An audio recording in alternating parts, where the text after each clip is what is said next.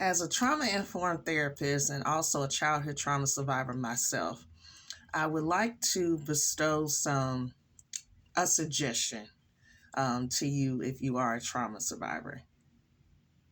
Stop telling everybody your story, please.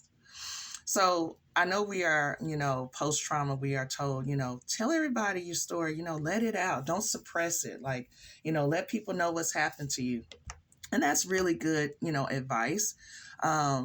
But it really depends on who you're telling the information to. Like, it's okay to tell a trusted friend or family member that you have a really good relationship with and won't tell your business. And it's also good to tell a therapist or a medical professional because we are, by law, required to keep your information, private. But if you are out here on the first, second, or third date, sitting there telling all your trauma business to people that you don't know, that's not a good sign. Because there are people out here that will weaponize your trauma story against you, especially in conflict. How many times have you heard someone tell you, well, that's why your daddy left you and that's why your mama didn't want you? How did they get that information? That's because we told them our trauma story and they used it against us.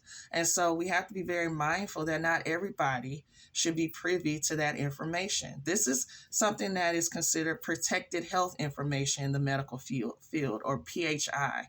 So basically, as a healthcare professional, I am required to keep my patients or my clients' information safe. And so I have an electronic health record that I do that in. And only people that my clients assigned to have that information will have that information. So not everybody gets that information that we share and we talk about in our sessions. So treat your trauma story just the same way. You don't have to tell everybody what has happened to you. Take some time with that.